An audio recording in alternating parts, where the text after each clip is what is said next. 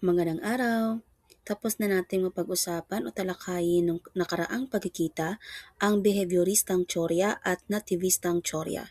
Ngayon ay dito naman tayo sa kognitibong tsorya ng wika.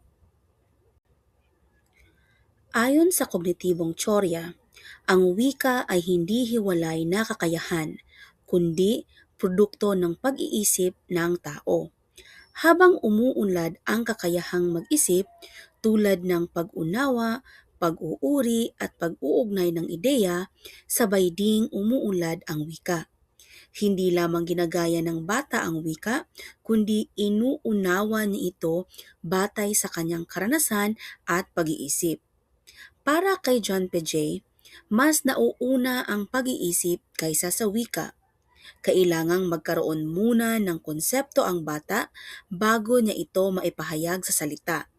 Halimbawa, mauunawaan muna ng bata ang konsepto ng marami bago niya masabi ang salitang marami.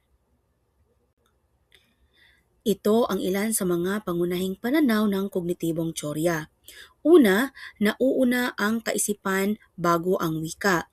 Ibig sabihin, hindi maaaring gamitin ang salitang hindi nauunawaan ang konsepto o ang wika ay ekspresyon ng ating iniisip. Hindi natututuhan ng bata ang isang salita kung wala pa siyang ideya tungkol dito. Halimbawa, hindi niya magagamit ng wasto ang salitang bukas kung hindi pa niya nauunawaan ang konsepto ng oras. Pinapakita nito na ang wika ay nakaugat sa pag-iisip. Pangalawa, ang wika bilang simbolo. Ang mga salita ay kumakatawan sa ideya at karanasan. Mas maraming karanasan, mas malawak na bokabularyo. Ang salita ay simbolo lamang ng karanasan. Kung limitado ang karanasan ng bata, limitado rin ang kanyang bokabularyo. Kaya mahalaga ang aktwal na karanasan sa pagkatuto ng wika at hindi lamang pagsasaulo o pagmememorya ng mga salita. Pangatlo, aktibong mag-aaral ang bata.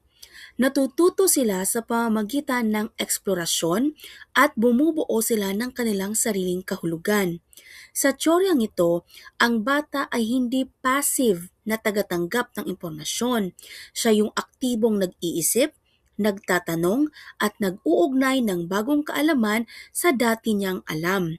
Ang wika ay umuunlad habang siya ay aktibong nakikipag-ugnayan sa kapaligiran.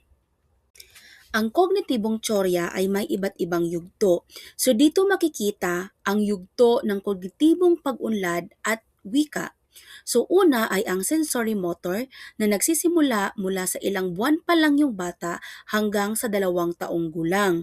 Dito nagsisimula yung pagkatuto sa pamamagitan ng pandama at kilos. Yung unang salita ay kasabay ng pag-unawa sa bagay. Sa yugtong ito, nagsisimula ang wika kasabay ng pag-unawa na may mga bagay na umiiral kahit hindi nakikita o yung tinatawag na object permanence. Pangalawang yugto ay ang pre-operational na nagsisimula 2 hanggang 7 taong gulang.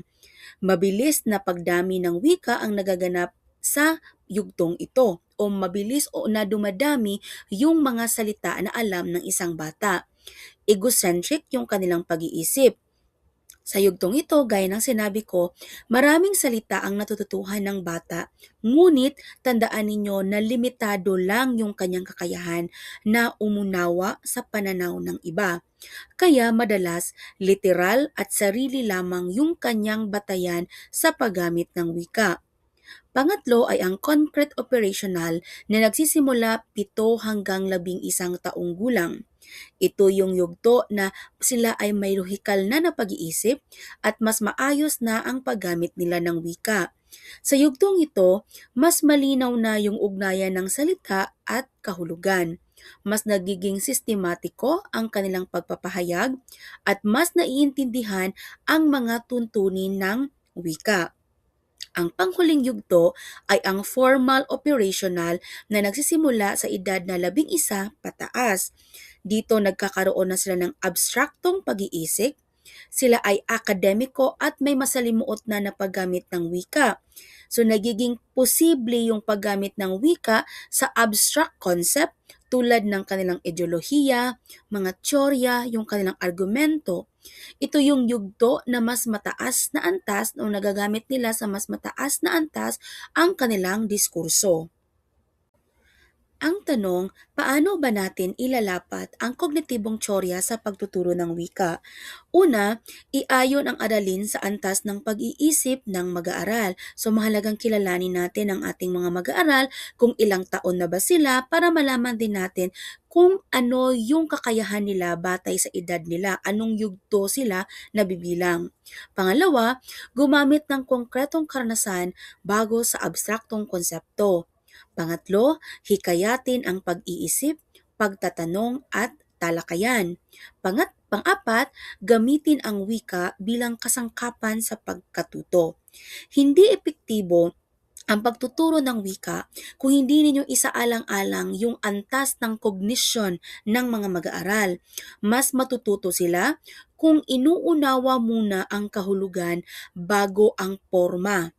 Ang wika ay dapat gamitin sa makabuluhang sitwasyon at hindi lamang bilang aralin na kanilang isasaulo. Tandaan natin na ang wika ay produkto ng pag-iisip, ang pag-unlad ng wika ay kasabay ng pag-unlad ng kognisyon at mas nagiging makabuluhan ang pagtuturo kapag isaalang-alang ang antas ng pag-iisip ng mga mag-aaral.